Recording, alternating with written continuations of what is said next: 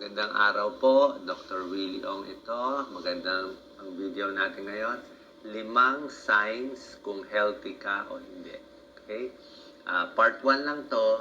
Tapos tingnan po natin kung meron kayo nitong 5 signs para malaman kung hindi healthy.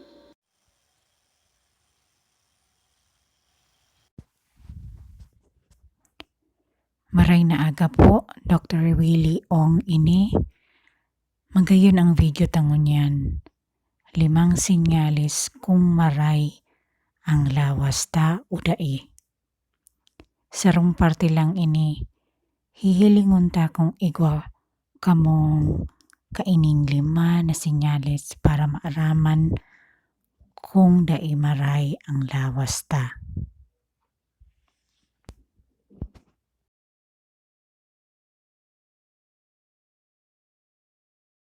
First step na gagawin nyo para malaman kung healthy o hindi, mag-stretching tayo. Pwede nyo to gawin mamaya. Tingnan nyo kung mahawakan nyo ng daliri ang paa ninyo.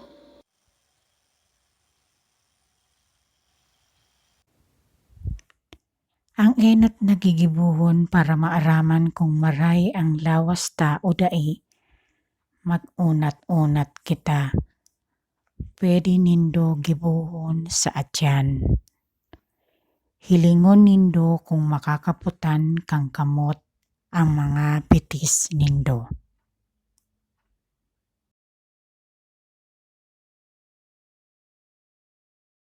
Ito, napakagaling. Sobra-sobra na to hanggang palm. Pero kahit yung tiptoe lang, yung dulo ng daliri, dyan sa paa. Kung naabot nyo, ibig sabihin maluwag ang likod, maluwag yung paa.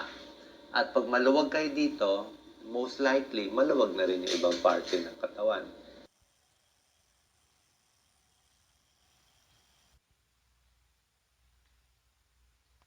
Ini matibayo na maray, abot palad. Pero maski sa dulo kan kamot ta, maabot ta lang ang bitis. Ibig sabihin kayan, maluwag ang likod, maluwag ang bitis, intirong gabos na parte, maluwag na.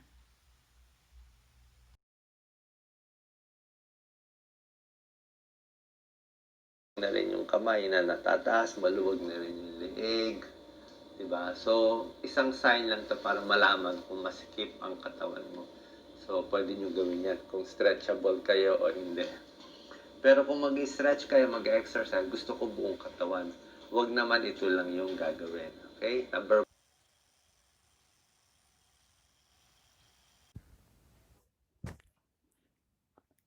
Maluwag na din ang kamot na isasakat ta.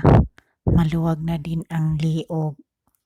So, sinyalis lang ini para maaraman kung masikip hawak mo. Pwede nindo kibuhon ini kung nababanat ang hawak nindo o dai. Pero kung magbabanat o exercise, ang gusto ko buong hawak, dai ini lang ang gigibuhon. Okay?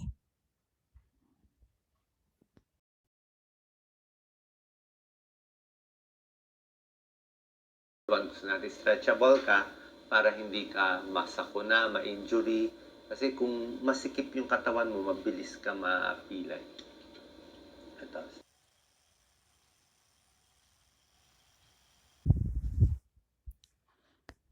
Una, gusto ta na nakakaunat ka para dai ka madisgrasya, makulugan. Kasi kung masikip hawak mo, tulos-tulos kang mapilay.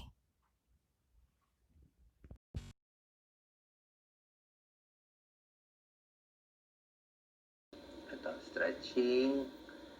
Yan, para maganda daloy ng dugo, maganda galaw ng muscle.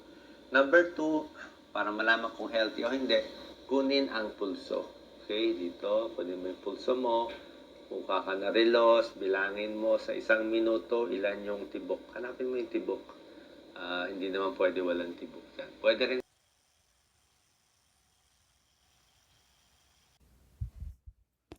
Ini naguunat. Iyan para magayon ang daloy kang dugo.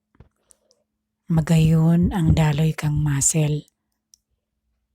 Pangalawa, para maaraman kung maray ang lawas o dae, kuonon ang pulso. Okay? Digdi kuonon ang pulso mo. Magkua ka ning relos. Bilangon mo sa 1 minuto kung pira ang tibok. Hanapon mo ang tibok, dai man pwedeng mayong tibok.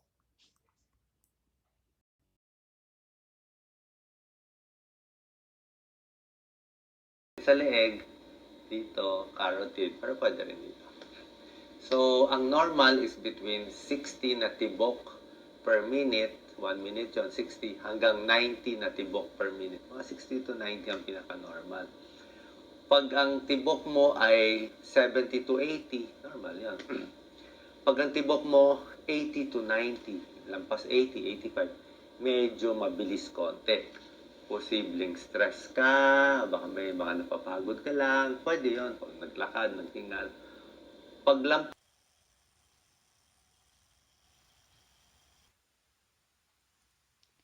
Pwede din sa liog, digdi, carotid. Pero pwede na digdi. So ang normal sa pagitang 60 sa 1 minuto hanggang 90 na tibok sa 1 minuto. Mga 60 to 90 ang pinaka-normal. Pag ang tibok mo 70 to 80, normal ini. Pag ang tibok mo 80 to 90, lampas 80, 85, medyo dikit na mabilis. Posibleng aburido ka o baka napagal ka lang. Pwede yun. Naglakaw, naghinangos.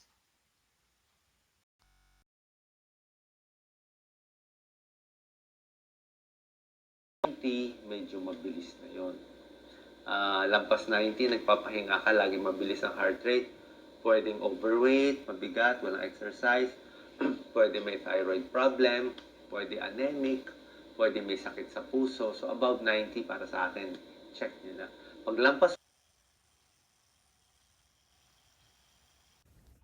Paglampas 90, medyo mabilisin na ini. Lampas 90, nagpapahingalo ka, mabilison ang heart rate, pwedeng sobrang timbang, magabat, mayong exercise, pwedeng may thyroid problem, pwedeng anemic, pwedeng may hilang sa puso. So lampas 90, para sa ko, aramon nindo.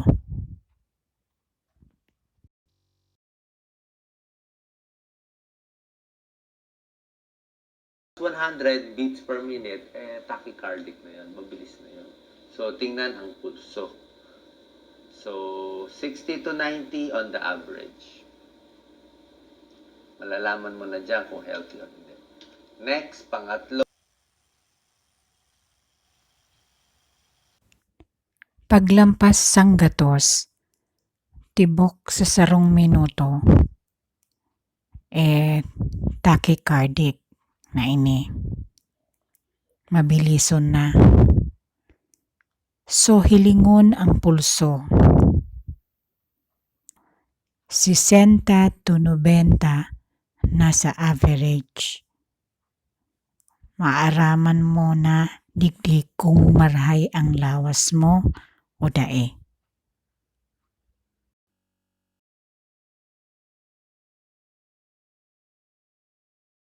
Senyales, manas.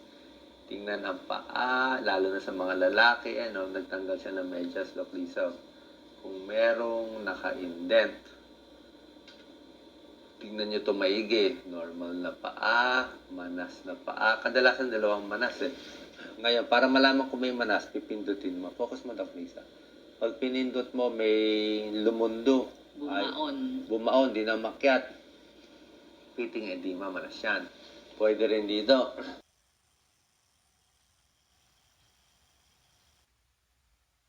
Pangtulo na senyales. Manas. Hilingon ang bitis, lalo na sa mga lalaki. Iyan, hinali niya ang medyas niya, Doc Lisa, ho. Kung igwang nakabakat, hilingon nindong maray ini. Normal na bitis, manas na bitis. Madalas duwa ang manas. Maaraman kung may manas. Dudut-dutin mo. Sentro mo, Doc Lisa. Pag tinut-dut mo, bumaon, dahil na nagsakat, pitting edema. Manas ini.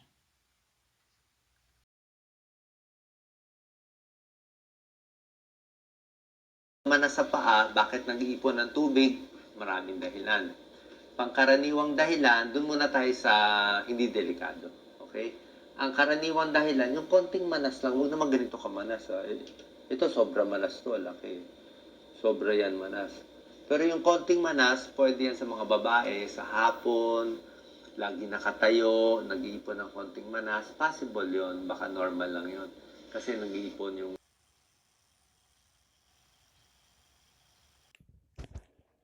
So taano igwang pagmamanas sa bitis?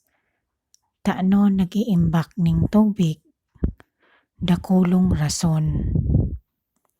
Duman kita sa daay peligroso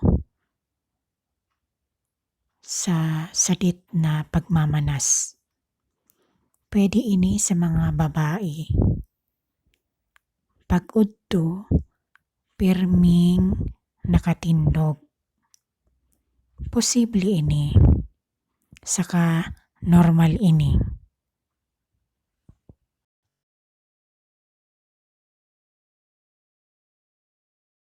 may manas, konting manas lang. Yung mga umiinom na mga gamot sa high blood, minsan may manas din, possible din yon. Pero ang ayaw natin yung medyo maraming manas. Yung medyo, pag pinindot mo, nakalubog parang ganito. Kung medyo marami na yung manas, hindi na yan normal na tinatawag na dependent edema, yung manas lang na dahil lagi ka nakatayo. Possible na yan, yung manas na yan, mas delikado. Sakit sa puso, heart.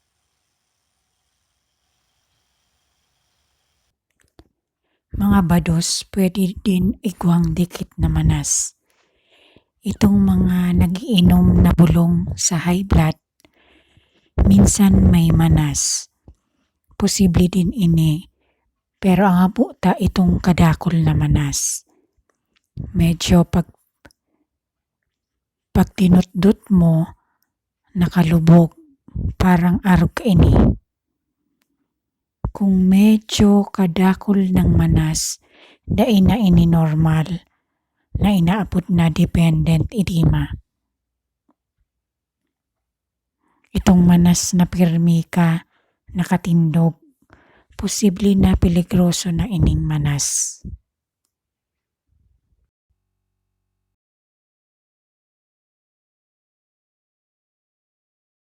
Failure, nagmamanas, nagkakatubig sa baga, ayan, dahil sa heart failure, manas din yan. Sakit sa kidney disease, hindi makalabas yung ihi, manas din. Liver disease, sakit sa atay, nagkukulang ng protina sa katawan. Liver gumagawa ng protina, nagkukulang, kaya nagmamanas. So yan ang common. Liver.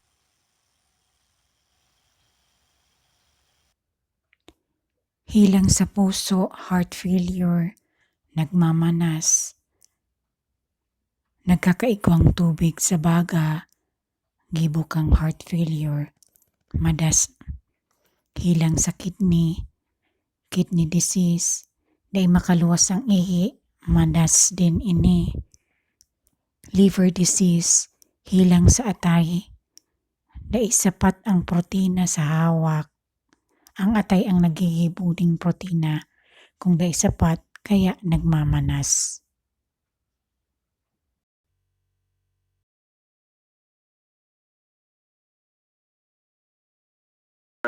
kidney, puso. Pero yung sinasabi ko, pwede rin naman pag konti-konti lang, pwedeng normal lang, tataas mo lang yung paa mo. Kung may sakit sa puso, kidney, liver, papacheck tayo sa doktor kasi medyo masela ng gamutan. Hindi pwede sa video, medyo complicated. Okay. Iyan ang pirmi. Liver, kidney, puso. Pero pigsasabi ko, pwede naman kung diit-diit lang, pwedeng normal lang. Isasakat mo lang bitis mo. Kung may hilang ka sa puso, kidney, liver, magpapakonsulta na kita sa doktor. Kasi medyo kaipuhan tutukan ang pagbulong digdi. Dito pwedeng pag-ulayan digdi sa video, komplikado.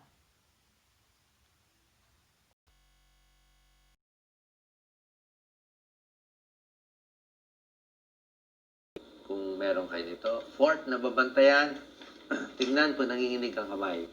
Kumuha kayo ng papel, parang ganito. Ito pinapagawa ko sa mga may goiter. Try natin, diretsong kamay. Yan, tingnan mo kung nanginginig yung papel. Yan. Konting galaw, okay lang. Nangangalay ako eh. Yan, normal yan. Ang hindi normal yung ganito. Kung nakita mo gumaganyan na yung gumaganyan na yung papel, nginig na yan, tremors na yun. Bakit nanginginig?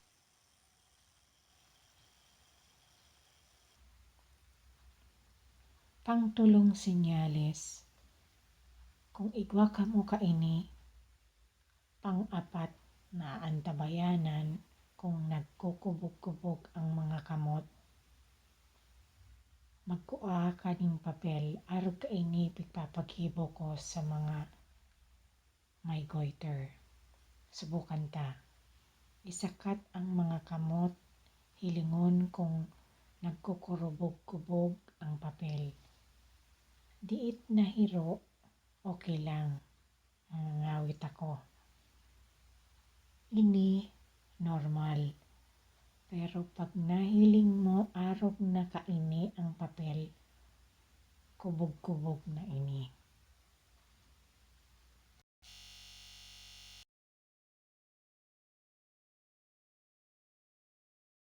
Ay, mas kita mo kung may papel, ba't nanginginig? Nanginginig kasi may thyroid problem. Minsan hyperthyroid siya. Hindi lang pasmado yun. Hyperthyroid, sabihin may goiter. Tapos, sobra sa thyroid. So, kailangan magpapacheck sa doktor. Hyperthyroid, pinapawisan, malakas kabugang dibdib, at nanginginig kamay. Yan ang check natin. Taano nagkukubog-kubog ang kamot? Mas hiling mo kung may papel. Nagkukubog-kubog kasi igwang thyroid problem. Minsan, hyperthyroid siya. Daipasmado ini, hyperthyroid. Ibig sabihin, ugwa siya ning goiter. Tapos, labis sa thyroid. So, kaipuhan, magpakonsulta sa doktor. Hyperthyroid, nagtutururo ang pawis, makusog ang kabog kang daghan, saka nagkokorobog-kubog ang kamot.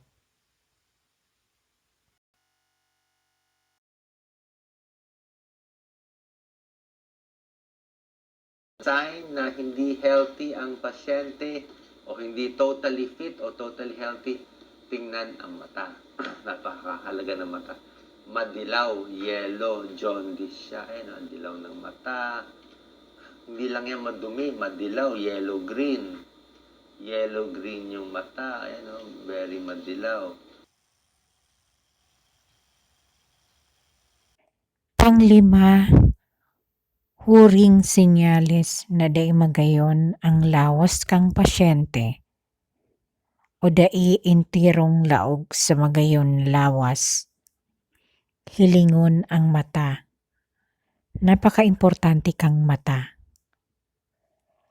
Madilaw, yellow jaundice siya. Ayan, dilaw ang mata, dailang maati, madilaw, yellow-green ang mata.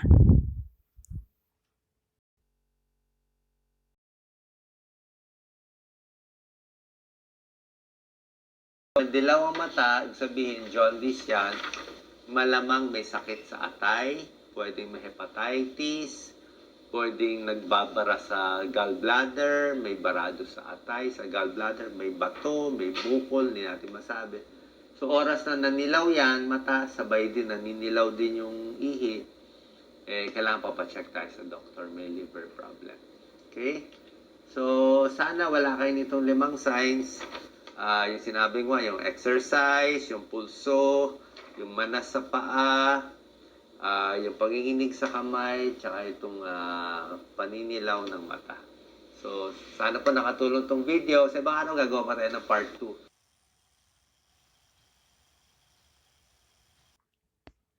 So pag dilaw ang mata, ibig sabihin jaundice siya.